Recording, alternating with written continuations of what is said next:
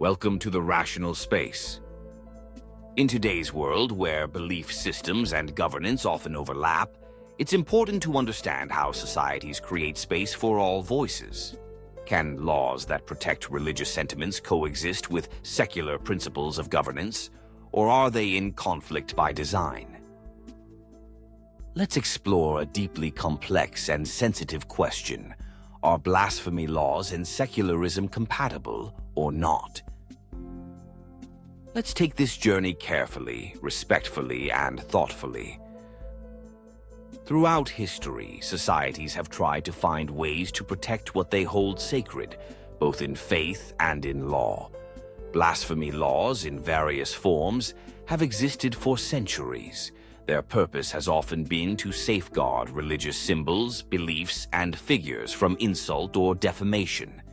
These laws were rooted in the belief that religion is central to public morality and peace, and that its public desecration could lead to social unrest, division, or even violence.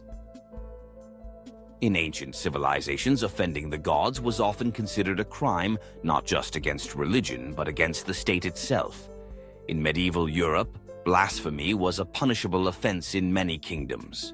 In Islamic empires, Christian kingdoms, and even pre-modern Hindu states, disrespect toward religious practices or figures could be met with legal consequences.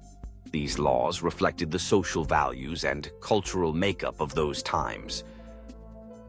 But what happens when societies evolve to include people of many different beliefs, or even those who may not follow any religion?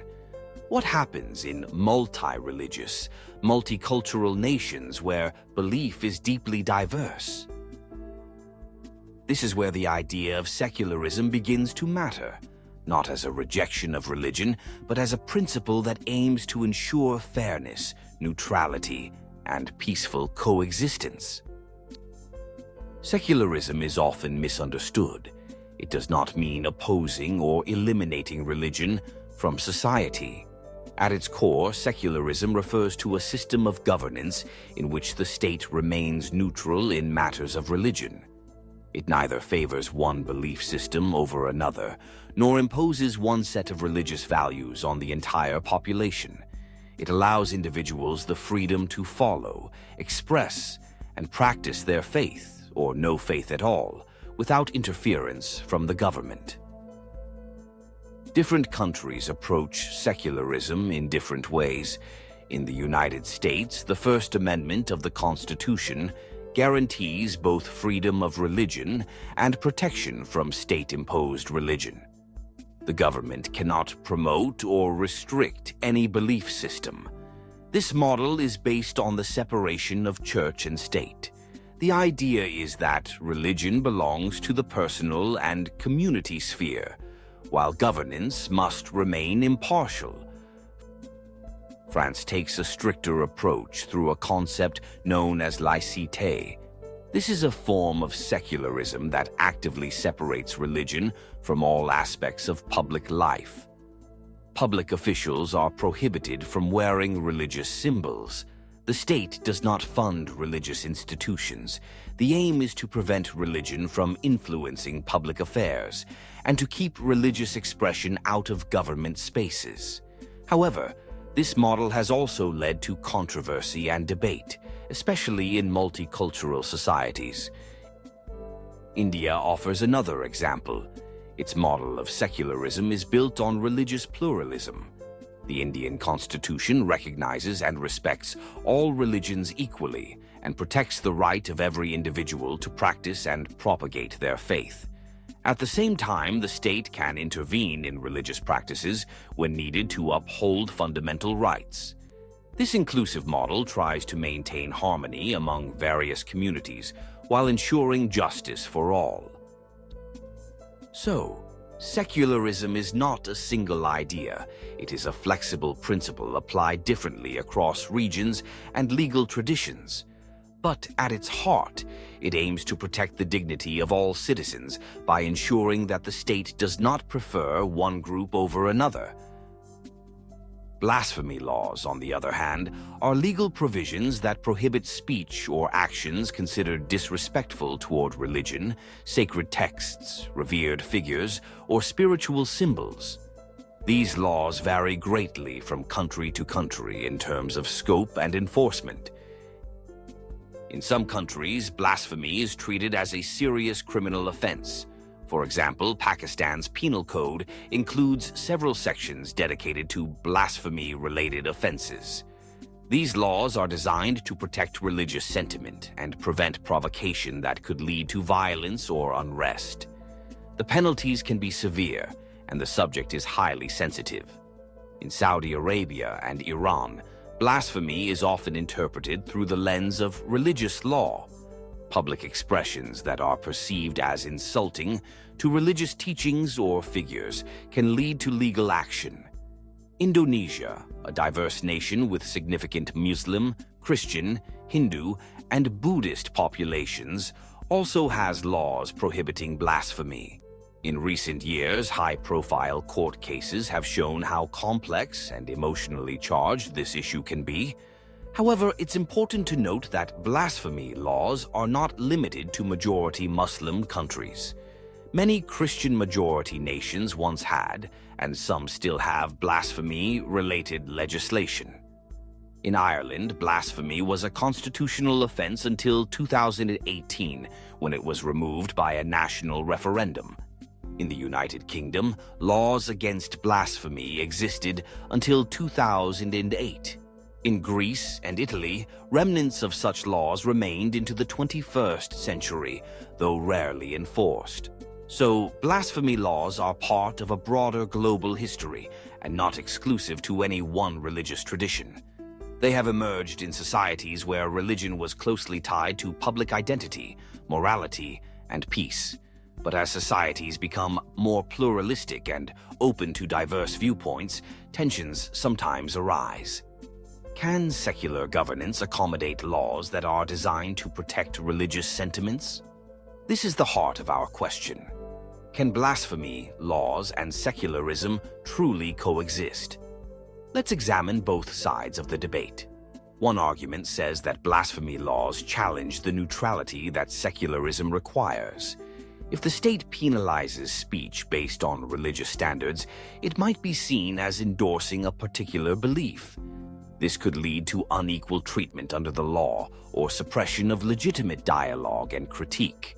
Critics of blasphemy laws often raise concerns about freedom of speech, misuse of the law, and the difficulty of defining what qualifies as blasphemy in a diverse society. At the same time, others argue that blasphemy laws play a role in preserving social peace, especially in religiously sensitive societies. When religious identity is deeply embedded in the social fabric, speech that disrespects those beliefs may cause real harm, provoke unrest, or even violence. From this perspective, blasphemy laws are not about suppressing thought, but about protecting dignity and preventing provocation.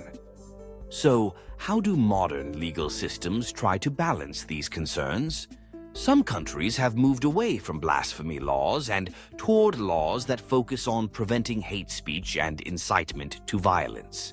These laws target actions or speech that are intended to stir up hatred, discrimination, or hostility against individuals or groups based on religion, ethnicity, or other identities. This shift aims to protect individuals rather than beliefs themselves. It tries to preserve both religious dignity and freedom of expression. A person can disagree with an idea, even strongly, but should not be allowed to incite hatred or violence against those who hold that idea.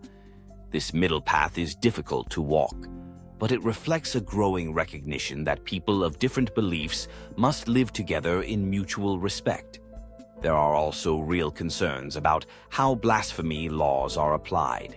In some countries, human rights organizations and legal experts have documented cases where these laws have been misused, used to settle personal disputes, to target minority communities, or to suppress reformist voices.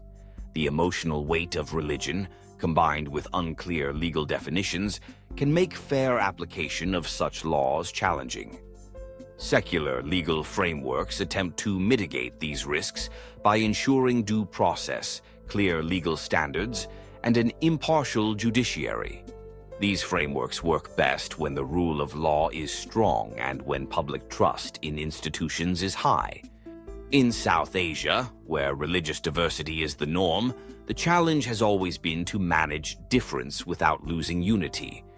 Here, secularism is not just about separation, but about respectful coexistence. The goal is not to ignore religion, but to ensure that all are treated equally. So, can blasphemy laws be compatible with secularism? The answer is not simple. It depends on the nature of the law, how it is framed, how it is implemented, and the broader legal and social context. If such laws are narrowly defined, applied fairly, and grounded in the need to maintain public order while respecting diversity, they may be seen as compatible with certain forms of secular governance. But if they favor one religion over others, or are used to silence dialogue or minority views, then they can undermine the very principles of fairness and neutrality that secularism is meant to uphold. Respect is not something that can be legislated into the heart. It must be nurtured through education, dialogue, and empathy. In a world of many beliefs, peaceful coexistence requires both courage and compassion. We must ask ourselves, how can we protect what is sacred without harming what is shared? Whether one supports blasphemy laws, secularism, or both, the key is to build a society where everyone, of every background, feels safe, heard, and respected. At The Rational Space, our goal is not to take sides, but to encourage thoughtful conversation. Let's keep learning together. Let's keep thinking together. Thank you for watching.